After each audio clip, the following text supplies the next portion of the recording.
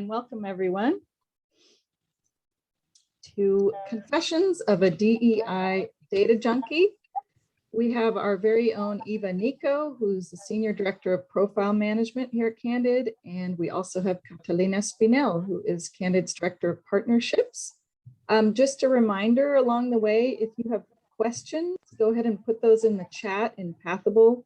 We'll have about 10 minutes or so at the end to answer your questions. So we'll make sure and look through those and ask those questions to our speakers. And without further ado, Eva, take it away. Thank you so much, Laura. Welcome, everyone. So glad to be with you today. Yes, welcome to Confessions of a DEI Data Junkie. I had a good laugh when I made this title because I feel like if you're looking for data junkies, you will find them at Candid. It's like shooting fish in a barrel. So we're happy to share some of the things that we've learned along the way, particularly around DEI data. I'm Eva Nico. I'm Senior Director at Candid, and I lead the profile program where we ask nonprofits many questions. Among them, we ask them about their demographic composition, which is what we'll be talking about today. And I'm joined today by my wonderful colleague, Catalina, and I'll let her introduce herself.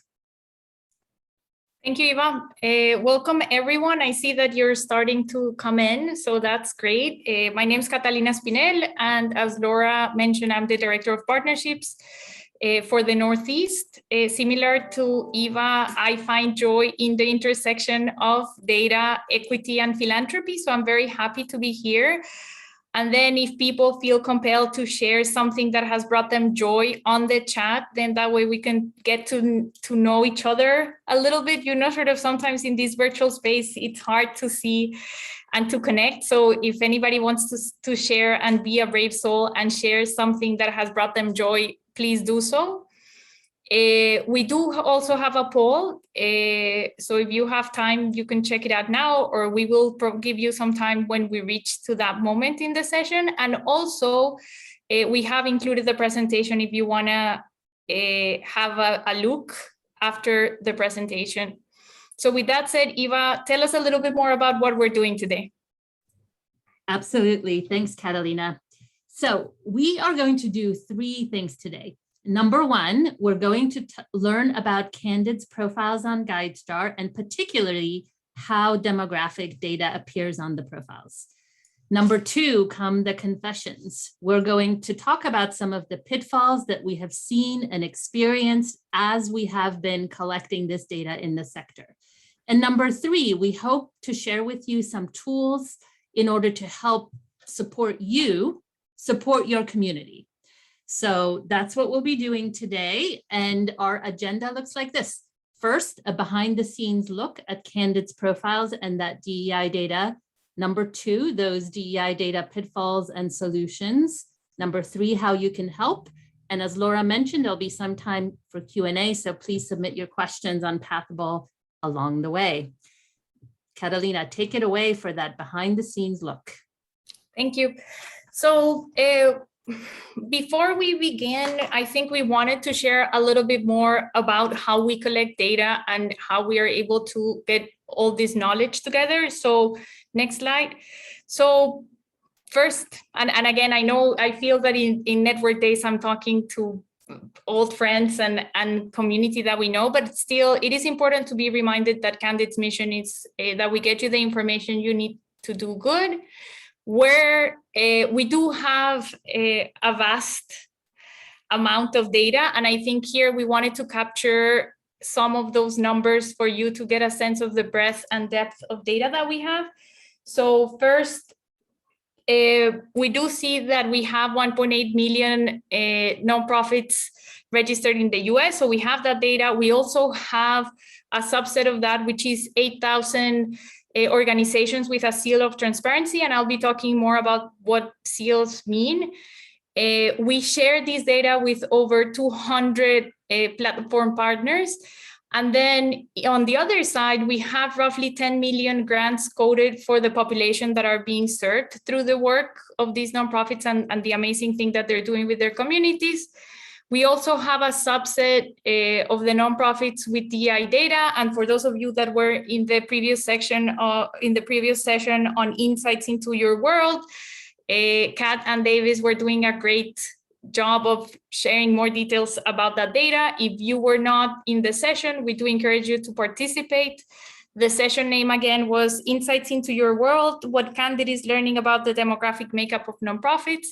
And then lastly, we do have roughly 12 million visitors to GuideStar. And I think here it's important to pause because sometimes we get the question, we acknowledge that collecting this data and sharing it for nonprofits, it's time consuming. And it's, you know, the nonprofit people are very busy people, like we know that. But it is important that if you do update your profile, you're going to be able to get to a wider audience, and then you're going to be able to amplify your message. So it is important to know that we have a lot of visitors in addition to our platform partners. Next slide.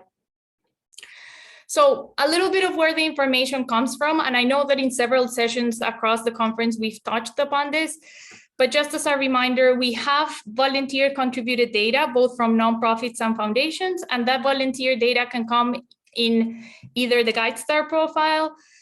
Foundations do share their grants and grant giving information. So that's one of our sources. We also have, and going back to the data junkies in the room, and even I myself, we do pay a close attention to the IRS forms. And we also collect bigger data sets of the sector. And I think that that's other government data. And again, if anybody of you has any particular relevant data sets, do let us know, because we're always in the outlook for big data sets of the sector. And we are also more recently collecting data from media and social media. And that comes together into Candid database. Where does the data go to? We have Candid web tools, which again, some of you are very familiar with them. We have Foundation Directory Online, Foundation Maps, and GuideStar.org.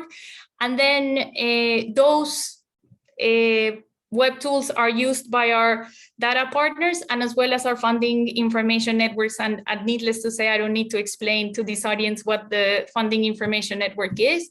And then through that, it gets to the wider audience, which are nonprofits, individual donors, advisors and consultants, volunteers, foundations, individual grant seekers, beneficiary, as well as media and researchers. So that's a little bit about what and how we get the data. I'm going to stop here. If you can move for a minute to Pathable and answer this question so we get a sense of who is in the room and how knowledgeable you are. It's not a trick question, but if you could share, how familiar are you with Candid profiles on GuideStar?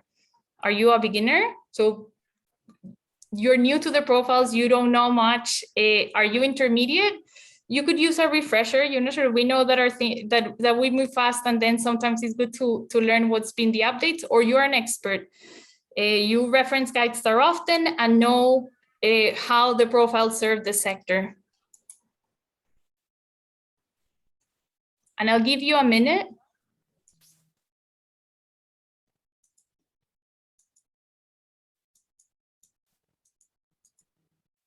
And for those of you that are just joining, right now we're doing a poll. So if you could go to Pathable, we have a survey there. And I see, oh my God, I'm starting to see some of the results. I'll give it just one more minute. I shouldn't be surprised by the results. Let me refresh to make sure that I can see the latest results.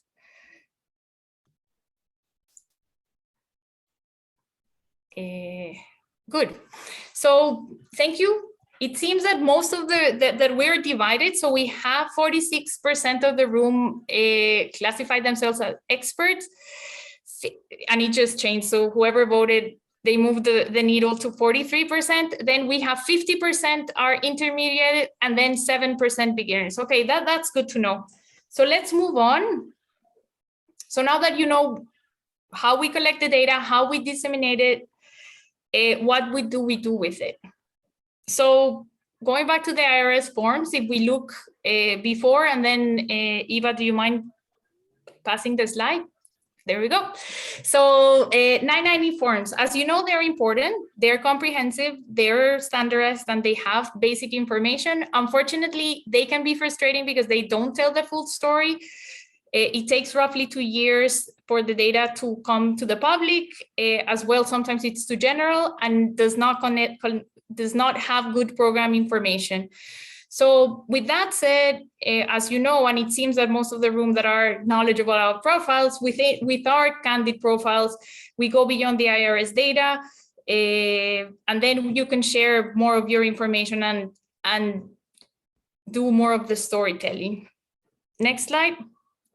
We have 4 seals of transparency for those of you that are newer and are in the beginner phase.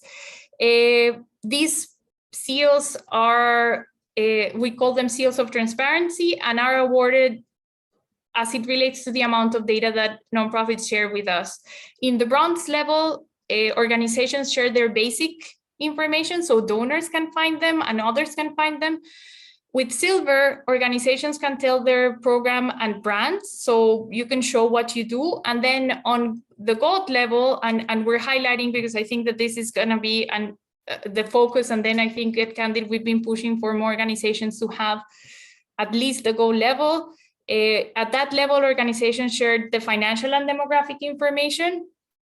And then that way you can gain, you can grow your trust and gain support. And then lastly, we have platinum, where organizations also share strategy and metrics. Next slide. As I mentioned before, when nonprofits add the information on GuideStar, it is shared by various partners. We can see some examples there around tech giants. As you know, many, Amazon Smile, it's powered by GuideStar, donor advised funds, giving platforms such as Network for Good, as well as media. So we wanted just for you to get a sense of the depth and breadth of the people that use GuideStar. Next slide. We also wanted to make a stop and make an emphasis around the demographic data. As you know, and I mentioned, starting 2020, I hadn't mentioned it, but starting 2020, we started requesting demographic data for organizations to earn their gold seal. And I think it's very important to frame that we are now, and when I say we, I'm talking about Candid as well as the sector overall, we're grappling with answering different questions around diversity, equity, and inclusion. And in particular, we wanted to frame these 4 questions, which is who leads and works at nonprofits, who is served by nonprofit organizations, so that's population and the community, which organizations are supported by philanthropy or not, going back to FDO and our grants data, and then how are grants focused or targeted or not. It's not a small feast. We know that answering those questions, it's not easy and it's complex, but then if we don't ask the questions and if we don't get going, we'll never get there. Thank you, Eva. Let's move to the next slide. We also wanted to acknowledge that it has taken years for us to get here. We have worked with other partners since 2014, when we added the demographic data as part of our profiles. We joined the D5 coalition, and then later on, 5 years later, we did revise this demographic data with change, philanthropy, and equity in the center. And as I mentioned before, in 2020, we added as part of the gold seal levels. Next slide. So a little bit of context of what is it.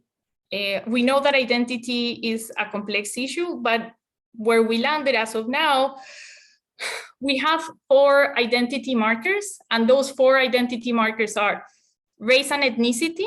And you could see that that one is simplified in just 1 question with the categories that you see on the screen. The second identity is around gender identity. And for that one, we have 2 questions. And again, you can see them. I know that it is a little small, so I'll go back for the race and ethnicity. The question is, how do you publicly identify yourself? I myself identify as a Hispanic Latinx person. Then we have gender identity. How do you publicly self-identify? I am a cisgender woman. And then the second one is, how do you publicly identify? And then that also includes the transgender piece there. I am a cisgender woman. I already answered that question. So The third one is sexual orientation. How do you publicly self-identify? In my case, I'm a heterosexual woman. And then disability. How do you publicly self-identify? And I'll answer. And I know that some people, this is a tricky, and not just any of those 4 domains, for various reasons, they might not be comfortable of sharing it, and or it's not safe at some places to share this type of information, and we acknowledge that. And Eva is going to also share a little bit more about the decline to answer and unavailable information, but then those are the questions. We also collect information around the data strategies that organizations are working on, as well as the policy strategies. And here for us, it's been key to partner with Equity in the Center. And then due to the interest of time, we won't go into their framework, but if you want to learn more about their framework, we do encourage you to visit their webpage. And with that said, I'll pass it to Eva. Oh, we do have more. No worries. If you want to take it from there. Yeah, I'm happy to take it from there. Catalina and I got so excited. We've got a lot of content to share. So yeah, we just want to share with you a little bit. Okay, you heard how we collect what we ask for. This information, when organizations respond to it, does appear on the profiles on GuideStar. This is for an organization called Race Forward. And this is just a snapshot of the demographic information that Race Forward has provided as an organization. And you can see that they identify their leader as well as their senior staff, and board in terms of these categories. We also have started to integrate this information beyond the GuideStar profile. So for example, the seal of transparency is showing up in Foundation Directory as well, so that if an organization has a seal from GuideStar, it shows up in Foundation Directory, whether it's a funder or a nonprofit. We also want to make sure that this information gets leveraged for other informational pages that we have, like what funding for racial equity looks like. So this is another resource that Candid is providing. So the idea is that if you provide this information, in one spot, in one place, it can be leveraged and used in many ways. So it's not just a one-time effort. And obviously, we do this partly because we value being inclusive. We think it's important to ask these questions. The sector really is increasingly acting and paying attention to these issues. Obviously 2020 was a year where we've had to acknowledge some of the challenges we have around equity, and that includes in philanthropy. And then I want to say that as a result of that, and this is for other data junkies in the room, this is a slide from our friend Kathleen, who you may have heard from in the other session, but essentially showing how the number of organizations that have been sharing, particularly the demographic data, by seal level. So what you see is this kind of more dramatic increase in 2020 at the gold seal level, when we have started to incorporate that information as a requirement. So let's turn a little bit to those confessions we mentioned. We have been at this now for over 7 years. We have made some mistakes and we have learned some things that we want to share with you. So why? Both because we're candid and because we hope that you will learn from our mistakes and not repeat them. And if you see other actors in your community asking these kinds of questions, you might direct them to us to say, why don't you check out what Candid's doing? So first, true confession. We knew that asking about identity would be hard. Identity is a complex issue, but I think we were still underestimating how hard it would be. So for example, to analyze trends, to look at data, we need to be able to ask pretty simple questions. So for example, combining race and ethnicity was a choice to try to simplify the question that we were asking. At the same time, we were also trying to enable people to reflect their identity in a way that's true to them. So we do have a decline to state option for those that don't feel comfortable, as well as an other option where they get to describe their identity themselves. This obviously does mean that the data that we get back is more complicated if you have that self-described option. And this is a tiny little snapshot of just some of the answers we have gotten to the please specify from folks that are genuinely not seeing an identity reflected in the choices that we give. For example, Arab, Middle Eastern folks, didn't see themselves, folks that are Jewish, and as well as folks that maybe object to this question by answering that they identify as human or as American.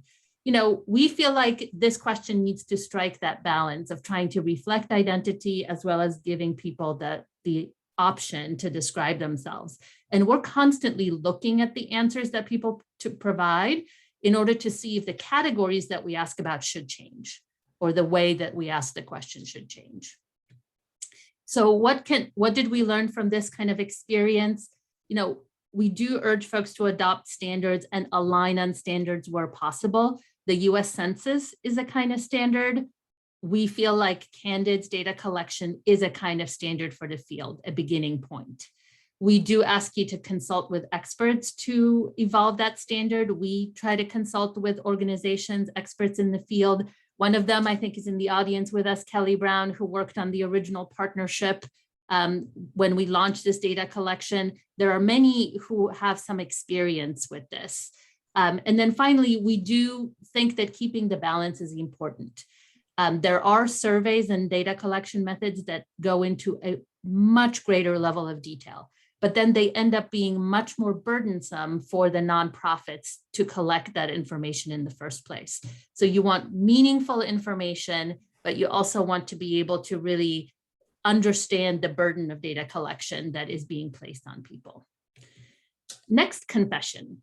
We collected some data that we couldn't interpret, that we had a hard time understanding what people were telling us through this data. And I think of data as a vehicle for communication. So this was really frustrating. So this is an example, this is actually not Candid. This is Candid, applies for grant. We apply for grants ourselves and we see different ways that funders collect this information. So these are some examples from grant applications out there, and you can see like very different categories across applications, restrictive choices across applications. Like you see a lot of this. So in our case, we asked for certain data and found that when nonprofits were answering, we would sometimes get these very strange equations. So for example, they would tell us we have 10 board members, but they would give us information about 11 people.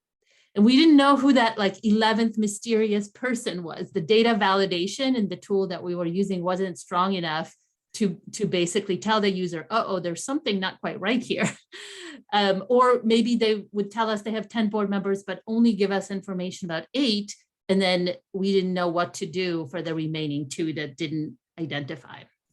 So as a result, when we were trying to use the data ourselves and others like funders were trying to use it, we would get feedback like, we need some guidance on how to clean the data that we received and how to use it, because it doesn't really make sense for us either.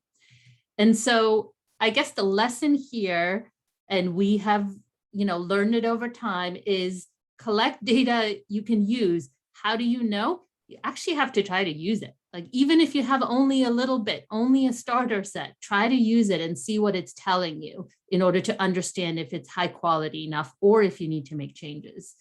Include best practice response options that anticipate that not everyone will want to participate in this. And so we do include 2 options in when nonprofits report. One is a decline to state, and one is simply, if you're collecting information through a survey, 100% of the people will not answer the survey. That just doesn't usually happen. So you have to account for some number of non-responders or unknown responses. And we do that now in the way that people report this information. And obviously learn from the responses you get. And this is what I mentioned with particularly the race and ethnicity question where people get to specify themselves. Another confession. So we assumed to some extent that nonprofits had this information to share.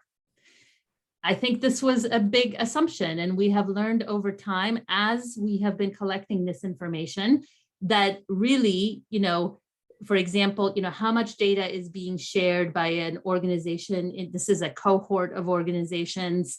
You see that some people are providing all the answers on race and ethnicity questions. Some are just providing certain answers and some are not responding. So, this is something to expect when you're doing this data collection. We have gotten better over time and are really including resources for nonprofits to collect this information in the first place. So here you see a link and a picture of the, how to collect and share DEI data guide that includes sample language people can use, tips or cautions. So for example, do ask, don't guess, as well as definitions, because some of this terminology will be less familiar to people. And then, sorry to interrupt, Eva, I would say that we did include it as part of the materials for the session, so you can also download it in Pathable, and because you'll have the presentation, you'll also get access to the link. Yeah. So, for what can you learn? I mean, for funders in particular, we asked them to really build their demographic data collection into their application process. We do think it's important to create resources and offer support for collecting this information. And, at some level, we have to start somewhere. Sometimes funders or others want to ask more detailed questions. We feel like it's important to start somewhere and start simpler. And to use the data to get that experience of actually using it. So finally, something to be prepared for, and obviously if you as a funding information network partner are asking, highlighting the profile to people, you might get some variety of reactions, particularly to the demographic data collection. I don't think this is super surprising given that certain things we didn't even think would provoke reactions do provoke reactions these days, but these are some questions and reactions that we have gotten. So for example, there are obviously some negative reactions to even asking nonprofits for this. Like, we don't ask about this, we hire based on experience and skill. And I don't negate the fact that as a nonprofit, you want to hire for skills and experience, but to be able to understand, to be able to work in communities and serve communities well, I think it is important to be connected and to have representation from those communities at your nonprofit. It's do good with us, not to us. So this is the reason why, of course, you want to hire for skills and experience, but you also want to understand what perspectives are being represented within your nonprofit in leadership and on staff. You obviously, some of these questions, as Catalina mentioned, she self-identified on this webinar, but some of them are more sensitive than others. We see it in the data and in the responses. So for example, many more organizations are sharing data about race and ethnicity and gender identity, particularly male, female, non-binary. Then they are sharing information about sexual orientation or disability status. And that's fine. That is perfectly fine. But we do think that these are some core dimensions that we think people should be paying attention to. Now, in some cases, this was a question where someone just didn't find themselves in the boxes in the responses we've provided, right? This was a person who said, I'm non-binary and I don't identify as either cis or transgender, and there's just not a way to answer these questions without identifying unless you decline to state. And I think this is where we feel sometimes that this tension of asking for simple information, indicative information, and then really identity being, more complex for some folks. So what can you learn from this? I mean, we do say thank you for the feedback to anyone that reaches out to us that offers feedback, no matter what it is. I mean, feedback is supposed to be a gift. I know sometimes maybe we wish for less of this gift, maybe we wish for more, but it's supposed to be a gift, and we do say thank you to everyone who reaches out to us with comments. And we do try to listen and collect constructive input. I mean, if someone's objecting, okay, they have a different perspective to doing this in the first place. But if they're telling us something about, how we might change or improve the question, then we want to listen to that, and we want to take that on board in our next kind of revision to these questions. So that's what I would advise is, not to shy away from that. So I guess to close us out, and we do want to make sure we have some time for Q&A, just a few tactical things on how you can help. So number one, please do encourage any representative of a nonprofit to check out their profile on GuideStar and to earn a gold seal of transparency, to aim for that seal. We have made it much easier to achieve the initial seal, bronze, in order to help people on this transparency journey. But we are really strongly advocating for gold, because this is the kind of information that funders and donors look for. And then secondarily, we mentioned the DEI survey guide, the how to collect guide.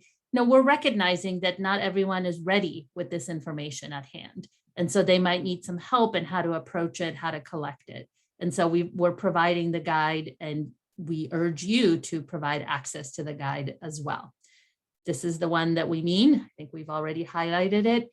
And this is the link, which again, you'll get in the PowerPoint presentation as well.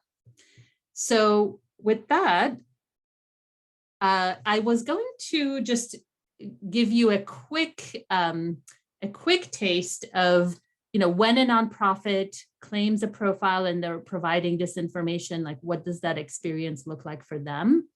So let me see if I can navigate to that. And I would say, while Eva is doing that, we also want to hear from you. And I say that because, if there is any, I did see there was a question in the chat, Eva. So we do want to hear from you and make the most out of this session also for you. So if you have any other pressing questions, do let us know. It seems that we're a small room. So if you feel more comfortable as unmuting yourself and asking the question, we would love to hear your voice as well. So Eva, do you want to take the question now, or do you want to wait after you do the demo? I'll do the quick demo, and then Perfect. We'll do Great. the questions. I just wanted to let people know that we are hearing them, just before we continue. And we should have time for Q&A. Yeah, absolutely. So this was just, just to help you feel more comfortable with, what the experience is like for a nonprofit. So I'm signed in on GuideStar. So I have identified myself as, I joke, like, I'm not a robot. So we do ask folks to register and sign in on GuideStar. It's not, you do have to register to provide information and usually to see more information. And it's not to be like creepy. It's basically, there's a lot of web scraping out there and all kinds of things out there that just, anyway, that we ask folks to register to show us that they're a real person. And then once they do, so I'm a manager for a couple of profiles, and I've already been associated with the profile for certain organizations. That means I have the power to contribute information like the demographic information. And then, so it's that piece that we call claiming a profile. Like, we want to make sure the right person provides information for the right nonprofit. And then once you claim a profile and you are a manager. So Eva, sorry for that. Just somebody pointed out, Chris. Thank you, Chris. Right now we're just seeing the slide of the PowerPoint. So you need to, yes, you need to swap the screen. Thank you, Chris, for highlighting that. Well, here I am. I'm just happily navigating. And then I was like, I also was waiting, but then I was keeping an eye for the question. So good. We get the message. Going back to the feedback. Yeah, I was happily navigating to the update piece. Okay, so what about now? Perfect. We see. Yeah, we are seeing. We're seeing a screen that says update nonprofit profile. Yeah. Okay. So so I'll just you'll see my name in the upper right, Eva Nico. So that means I'm signed in. And then obviously I clicked on the update nonprofit profile button to get to this screen. And then here is this experience I mentioned when someone's contributing information. So they essentially see a summary, including whether they have a seal of transparency, how to get started, what we do with the data as we've covered. And then you see this kind of step one, which is where they're updating their information and they can see exactly what's required for silver, for bronze, silver, gold, and platinum. And then there is a publish step. So this is where they say, yep, this is, well, in my case, it's not going to work, but where they say it's official. And then there's a benefit step where they get access to the seal they have earned or access to other kinds of resources after they earn a seal. And then here's what I just wanted to highlight. So it's pretty straightforward when someone comes in to update, they see what's required. And then this is what we have been mentioning, this DEI leader info. So demographic information for leader, where again, we give a bit of context on why this is being collected and the partnerships behind it. And then there is the question that Catalina showed you as a screenshot where someone can go in and, specify for the organization's leader who is named as an individual. And this is why we say publicly self-identify, because it is a public information essentially at this point. And we want people to provide it themselves, to identify themselves. And so they can, in my case, I would identify as white, Caucasian, European. So that's what I would say if I was the leader of an organization. Or you can say we don't collect this information, which is another option. Some nonprofits don't. And so on. So I just wanted to give people kind of a live sense, I guess, of what this looked like versus on a PowerPoint slide. I'll stop talking at this point, and actually I'll stop sharing for a second and bring back the presentation. But this would be a great time maybe for Laura and for Catalina to see if there have been questions along the way. And this is, more or less a great time for questions. Great. Thank you so much, Eva. That was so incredibly comprehensive and I loved it. We have a couple questions. Parastu, first of all, says that this is fascinating. And would you consider adding Middle Eastern / West Asian as a category, given the number of other responses that fall into that category?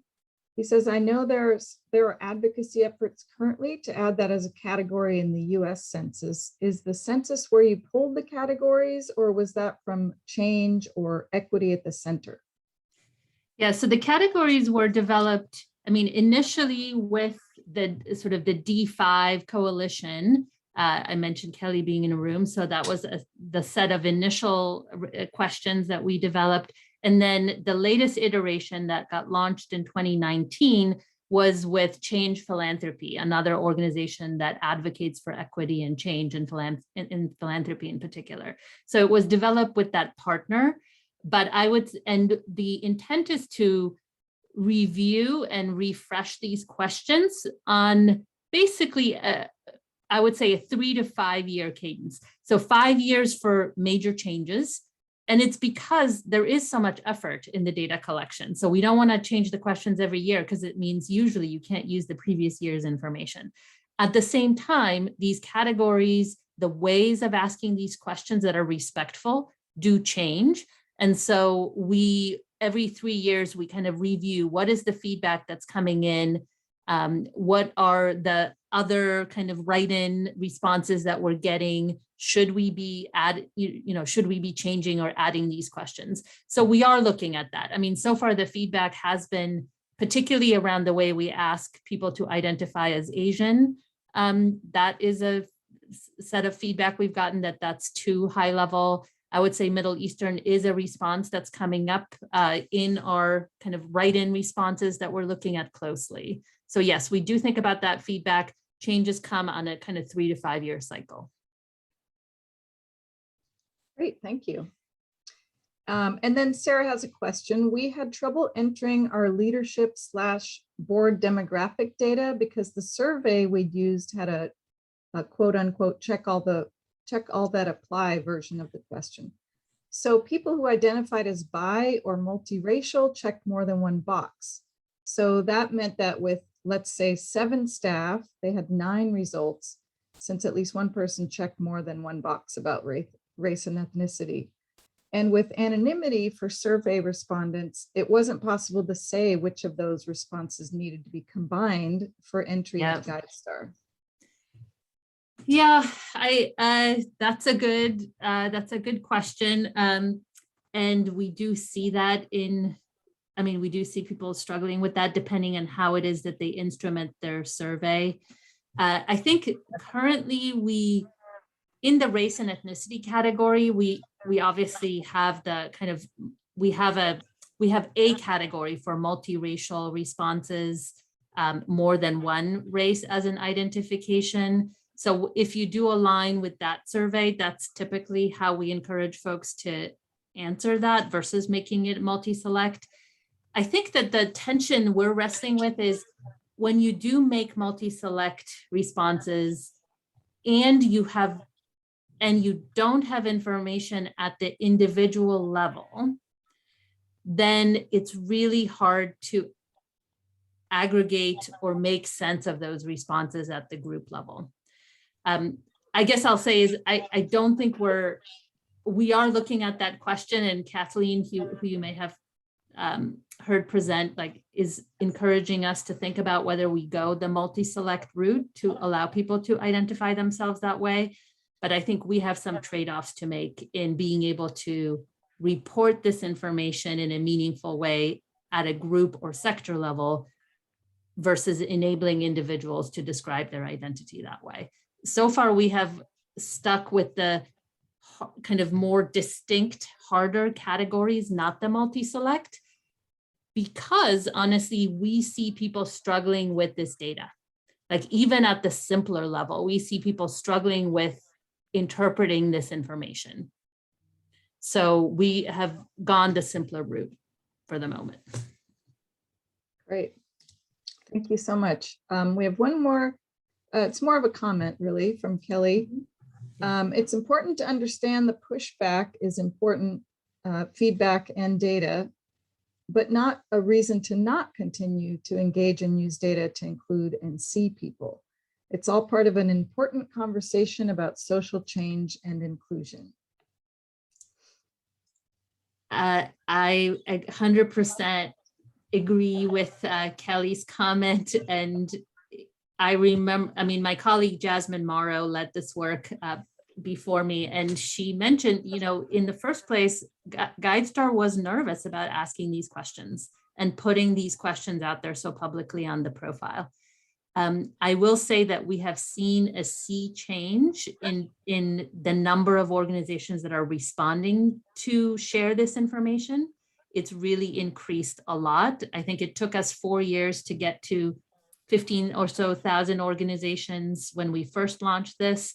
And it took us basically 2 years to get to 25,000 organizations sharing at this moment since we relaunched in 2019. I think we believe also that information is power.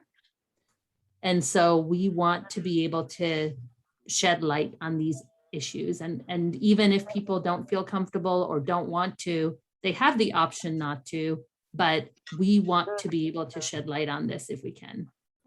And I would add to that, Eva, it is also important to say and acknowledge that we at Candid are just one piece of the very complex puzzle. And we say that because we do encourage people to do this in a very committed and thoughtful way. And I think going back to what we've seen and changes that we've seen in the sector over the past years, there is a lot of resources that you can use to complement the use of data. And it is important to say that data is just one of those. And I'm going to quote the equity to the center framework. That's one of the levers around equity that people can use. So yes, I think as we said, talking about these topics is complex, but that shouldn't avoid us of not having the conversation. Yeah, so thank you, Kelly, for mentioning that. Yeah, and not doing the work. So the data is often a starting point and a check-in point, right? You start by reflecting on the composition within your organization. You do the work of recruiting, supporting, and thinking about who's there and what voices are being heard. And you check in again with the data, a couple of years down the line. So we Great. just really appreciate the opportunity to share some of these lessons with you all. This is it for us. Thank you so much for joining and listening and asking great questions. We really appreciate it. I just have a couple announcements real quick. First of all, thank you so much to everyone for attending. Thank you for our wonderful panelists, and we hope you got some insight and knowledge about Candid's DEI data. There is one last poll under the polls section, poll box, and it's only one question, but it helps us understand how we do at Candid, and we always want to do better. So it's one question about the relevance of the content. And then you do have a chance to win a $100 gift card if you share your stories. I'm going to put the link in the chat so that you'll have that. Too many windows open, apparently. Good. I would Don't say be what, wrong. how could we talk of not that we're not data junkies without ending with a poll, you know, sort of like that's such like usage of our ears, you know. Give us some data about our presentation. Thank you. Yes, thank you. So yes, That's it for us, but we will see you all tomorrow. Thank you so yeah, much. we appreciate everyone joining us, and we hope we do continue to enjoy network days and continue the conversation and the learning together. Thank Yes. you. Thank you.